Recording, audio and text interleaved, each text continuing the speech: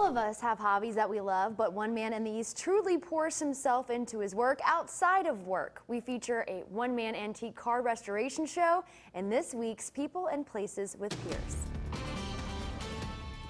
I'm really enthralled in looking at some of the masterpieces from the vintage years. Ah, the vintage years. It's fascinating to just to examine the vehicle, the construction, the engine. How do you possibly work on these? How do you repair them? How would you get the parts? John Watson is the man with all the answers. Probably started when I was a young man, following my dad to the body shop. He was a painter at a Ford dealership in the 60s. I never got to spray paint, but he would let me spray primer, and that was a big step. A one-man show. John has restored classic cars in his New Bern shop for over 3 decades. 84, I had bought my first 59 Corvette in boxes. Had no idea what I was getting into. I do everything that I can. I paint them, I do the interior, I do all the body work, I do the frame and the mechanics and make that ready to go, and then I cover that up and work on the body. And for that, John uses a pretty interesting tool. The beauty of this setup is I can just crank it over any angle I need to do the work. The rotisserie, except this one isn't for chicken. I just roll the car over to do the welding on the bottom. It's not just handy for welding. John will also put it to use once he paints this 55 T-Bird.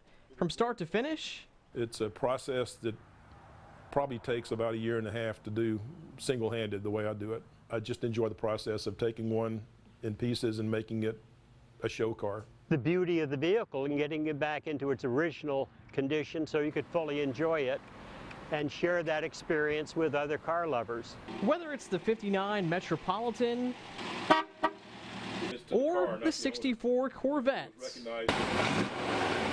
these two are just a handful of the cars John has actually held on to over the years. I usually end up selling them all. I like the process more than the car. But there is the one that got away.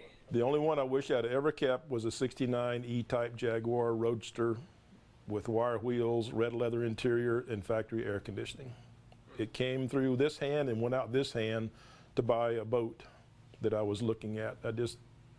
I keep thinking about that car because they're beautiful cars. There's always time for another project. As for the T-Bird he's working on now, that goes to John's wife. It is her dream car, after all.